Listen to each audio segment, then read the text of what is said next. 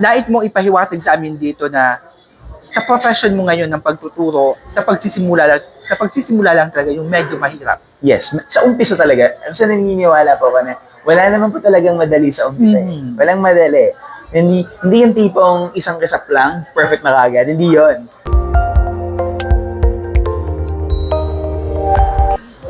Hi mga ka-Pilipino! Welcome sa Kwentong Pilipino. Ako po si Blue Roy and welcome sa panibagong episode po natin dito. Ang makakasama po natin ay isang manunulat, musikero at profesor. Karangalan po ng Kwentong Pilipino na siya ay pakilala natin, Ginoong Lance Abilion. Ayun, so maraming salamat Sir Roy sa ating mga ka-Pilipino. Magandang araw sa ating lahat. Okay.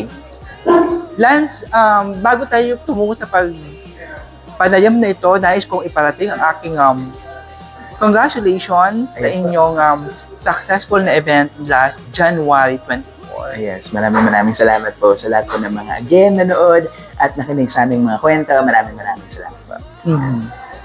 Okay, Lance, paano ka napunta sa mundo ng pagsusulat? Okay. Actually po, meron po kasi akong date, no? It's June 4 of 2016. Pero actually, yun yung time na nag-start ako as an open mic performer. Nag-start po ako as a solo performer. Tapos, pero actually, way back, so yung mga before 2016, mga 2014, doon na uso yung hugot culture, no? Parang basically, nagsusulat na rin ako ng mga tula. So, yung nung college, yung mga bandang, nag-work na rin ako nun. So, during those times, syempre, pumatok yung mga hugot, yung mga sinaktan, ganyan. So, parang inobserbahan ko, tapos parang I was hooked on the art form, sa spoken word, sa pagsusulat ng tula. And then sabi ko, ba't di ko ito subukan? Kasi parang syempre, naghahanap kasi ako, long before 2014, I was looking for platforms and syempre, mga hobbies na pwede kong pasukin, na pwede ko siyang pwede ko pong mahasa yung sarili ko at the same time, pwede ko ma-develop yung skill ko on this matter. So, I've tried many things. So, nag-try ako mag-teatro, nag-try ako mag-choir. Okay naman, nasa din naman ako I'm into theater naman, into singing rin as well. Pero, I'm looking for a specific platform, na art form, talaga masasabi ko na I can own it, na akin talaga to. Pwede ko siya mayakap ng buong buo. So, I decided to venture into sa pagsusulat ng tula, which is performance poetry or mas kilala sa tawag na spoken word poetry. Okay, bilang isang manunulat at hinahanap mo kung saang platform ka ipapakita yung talento mo, ilang taon ka nalaman mo na may karunungan ka sa pagsusulat? Siguro po actually, nung bata pa lang po ako, when I was mga 8 or 9 years old, ang nanay ko po kasi ay isang journalism graduate sa University of Santo Tomas. So early on, natuto na po ako magsulat ng diary. Kasi parang every summer na ako po, binibigyan niya po ako ng notebook. Blank notebook, sabi niya na, okay, isulat mo lahat ng nararamdaman mo every day. So walang puklat. So, date, tapos time, halimbawa, laro kami playmates ko. Yung simple lang, sugatan ako sa paa. Yung simple lang, nagkabukol ako. Ganon. So, early on pa, natuto na po ako on how to express myself through writing. At hanggang sa na-develop ko siya, for a time natigil siya, no? Pero sumulpot ulit yung apoy ko sa pagsusulat when I was in college talaga. So, yung mga 2012, 2013, dun siya talagang sumulpot at the same time, doon rin siya na-develop. So, doon ako nagsimula na, okay, gusto ko na talaga siyang seryosohin. Gusto ko nang pasukin na, okay, I've started, pinag-aralan ko ang pagtula, no? Hindi lang syempre, kumbaga, naniniwala kasi ako na para pasukan mong isang bagay, kailangan kong pag-aralan yung kaligiran nito. Hindi kayo basta-bastang pasok lang ng pasok, subok lang ng subok. Kumbaga, when you start something, you have to study it. At the same time, alamin mo yung mga key concepts, mga key elements. For example, sa pagtula, no? Siyempre, nandiyan yung may daloy, may sukat, may tugma. May tinatawag pa sila yung sa sura, na tinatawag yun. Pero, mas namulat ako dun sa side na yung sa free verse poetry, which is parang yung free verse poetry kasi mas malaya siya, kumbaga mas conversational siya, na parang the thought is still there. Parang may mga times sa siyempre, yung free verse ko, may mga times sa tumutugma pa rin, pero yung dating kasi, free verse siya. So, parang conversational, nakikipag-usap lang sa kaibigan, sa tropa, so on and so forth. So, yan. Oh, okay. Bilang isang, sabi mo kanina, nabanggit mo, no, yung ikaw ay may tuturing na isang humuhugot, no, sa bawat emosyon. Yes. Para sa'yo, para maging isang manunulat, kailangan ba lahat ng iyong maisusulat ay nakabase sa pinagdaanan sa buhay mo? Well, actually, kasi naniniwala ako na, sabi kasi sa isa sa mga guro ko noon sa pagsusulat mo, sa masters, sa UP, no, pinakamahusay pa rin na parang pinakamahusay pa rin na avenue for you to write something is yung mga personal experiences pa rin talaga. Kumbaga, sabi nga, di ba, experience is the best teacher. So, might as well, kung magsusulat ka na rin lang, pwede ka na naman humugot sa fictional or whatever. Pwede ka humugot sa kakang-isip. Pero nothing beats experience pa rin sa pagsusulat. Kumbaga, pag sinabi mong galing sa sarili mong karanasan, pwede mo siya maikwento sa sarili mong pamamaraan. Hindi yung galing lang sa kwento ni ganito, kaibigan mo, gano'n. So, yeah. Okay. Saang emosyon ka mas na ilalabas ang iyong pagsusulat? Doon ba sa malungkot na bahagi ng kwento ng buhay mo o doon sa mga masasayang namumuo sa alaala mo? Actually po kasi ito po yun eh. Actually both, hindi, parang wala pa talagang pinipiling emosyon ako sa pagsusulat eh. I can derive my experiences from sa mga malulungkot na bahagi. I can derive experiences also from sa mga masasayang bahagi ng buhay ko. Kumbaga parang yun talaga, nagkakatalo lang talaga on how will I deliver it. Kung paano ko ba siya maikukwento sa mga tao. So, yun. Okay. Sa tingin mo, sapat na ang iyong naging karanasan sa buhay upang makalikha ka ng mas makabuluhang libro na naglalarawan ng paglalakbay sa buhay? Actually kasi parang yes. Yeah. And at the same time, I'm still open rin for new experiences. Kumbaga syempre, hindi naman porket marami ka ng karanasan sa buhay, titigil ka na doon. No, that's not. Kumbaga, ang buhay kasi, it's a continuous process eh. Patuloy lang siya sa pag-inog. Patuloy lang siya sa pag-iral. So might as well, you have to welcome your new experiences as well. At the same time, acknowledge din the past experiences that you've had. And yun, be open, maging bukas rin tayo sa mga posibilidad sa hinaharap. So, yun. Okay. Nabanggit mo, maging bukas ka sa mga posibilidad ng buhay mo, no? Kung papipiliin ka, halimbawa, bibigyang wakas mo ang isang libro ng buhay. Kasi alam natin malayo pa ang lalakbayin mo sa mundo. Yes, no? of course. Lalo na sa pagsusulat. And kung bibigyan mo siya ng wakas, sa sinabi mong posibilidad, saan mo nakikita ang wakas ng buhay? Well, actually, nakikita ko pa rin pang wakas ng buhay ko. Pagsusulat pa rin talaga eh. Pagkwento pa rin talaga. Kumbaga, parang, nung pinasok ko po itong pagsusulat na to, sabi ko pa sa sarili ko, I can see this doing. Nakikita ko yung sarili ko na ginagawa to for the rest of my life. Tipong kahit ugod-ugod na po ako, meron na akong tungkod, kulubot na yung balat, puti na yung buhok, hindi na makapagsalita. Parang yung speech na naman may fail eh. Siyempre, yung physical natin may fail eh. Pero yung isip po natin, yung utak po natin, hindi siya mapupurol eh. Lalo na kapag tuloy-tuloy mo pong ginagawa yung isang bagay na yun. For example, sa pagsusulat niya, parang, basta parang ginagawa, lahat talaga, as in, up to the death.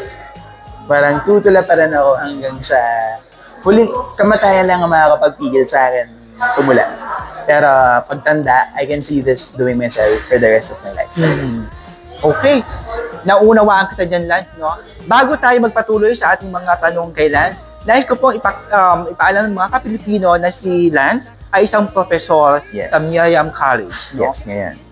Lance, pwede mo bang ibahagi sa amin sa punto ng buhay mo ngayon, sa pagiging profesor, ano ang pinaka mabigat na pagsubok ang hinarap mo kasama ang iyong mga estudyante? Actually po, yung pagsisimula talaga. Kasi po actually, mind you, ito po yung una ko pong formal teaching talaga sa akademya. So, meron naman na po ako nakakapag-workshops na po ako, ganyan, sa mga estudyante. Pero yung sabihin mo po talaga na magtuturo po sa klase ng isang paaralan, isang pamantasan. Iba pa rin klase, pa rin po siyang karanasan. So, siguro nothing beats pa rin yung pagsisimula pa rin talaga. Siyempre po, hindi po mangangapa ka sa simula. There was this point in time po na talagang, nung sinabi po sa akin na magtuturo na ako, binigay lang po sa akin yung subject matter. May course guide ba? Ganyan. May binigay na pa sa akin mga guidelines, pero yung lalamanin po mismo nung course, nung subject, ako po mismo magde-devise. Kaya po parang sabi ko, siguro yung mga magsisimula, mga two weeks ago, no, syempre, ano pa rin po yung pakiramdam na nangangapa ka pa rin. Ano po yung pakiramdam na syempre, mag-work kaya to? Will this work? Will this not work?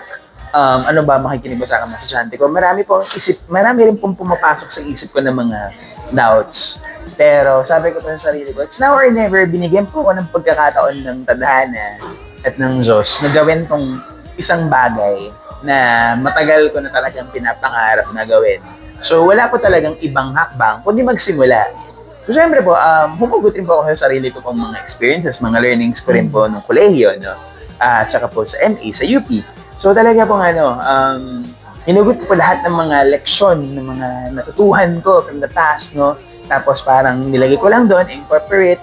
Tapos medyo minodify ko lang po, dinalian ko lang po yung mga termino na parang iniswa ko po siya talaga sa mga estudyante ng kolehiyo. Kasi po sa MA, sa UP talagang napaka masinsin po at malalim ang mga terminologies na ginagamit. Yung lahat ng mga konsepto, napakalalim siya talagang intindihin sa masteral na pagtingin, sa masters. Kaya po parang inadapt ko po, tapos yun, nilagay ko doon, ayun, patuloy ko siyang tinuturo ngayon.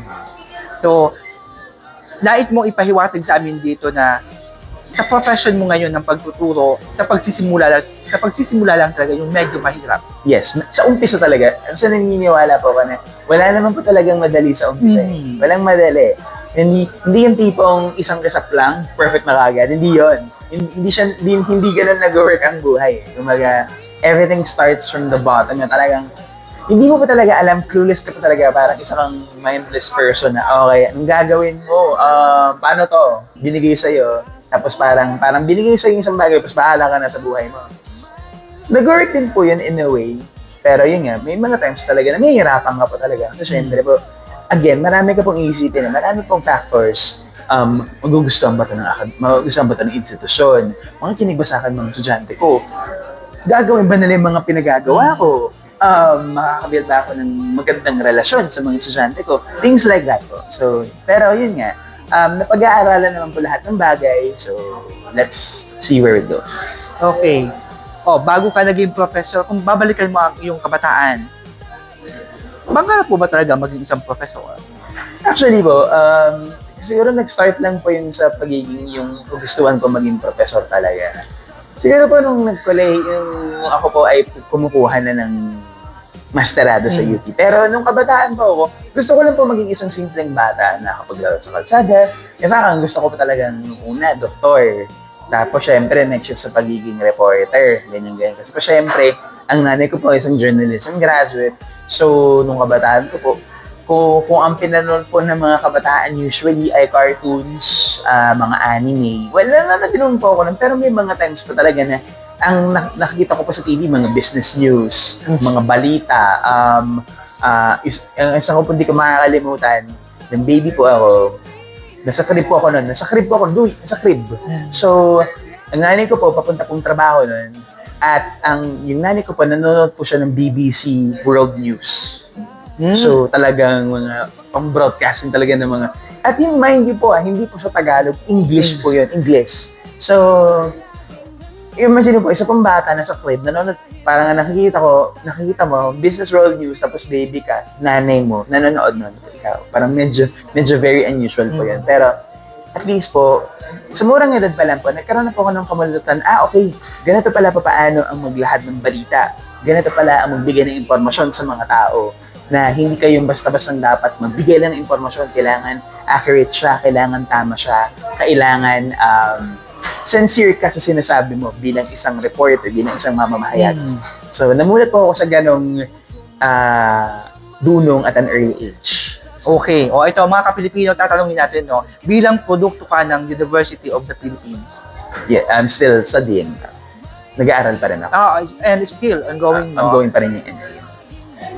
Ano ang nais mong iparating sa mga ka-Pilipino na maling konsepto o pagkakakilala kapag galing ka ng UP?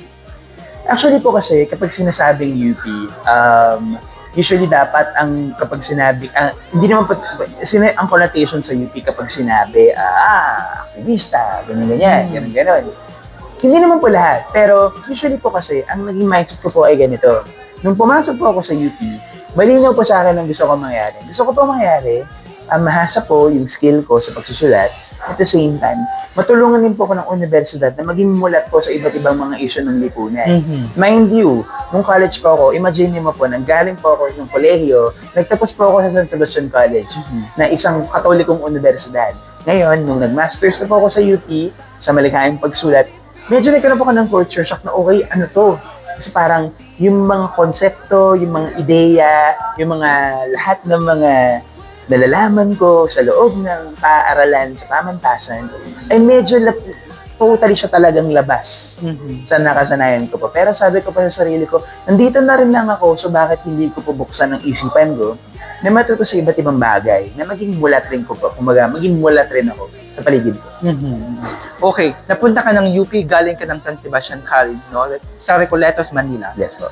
Anong klaseng lance ang nagtapos ng San Sebastian nang napunta siya ngayon sa UP Philippines?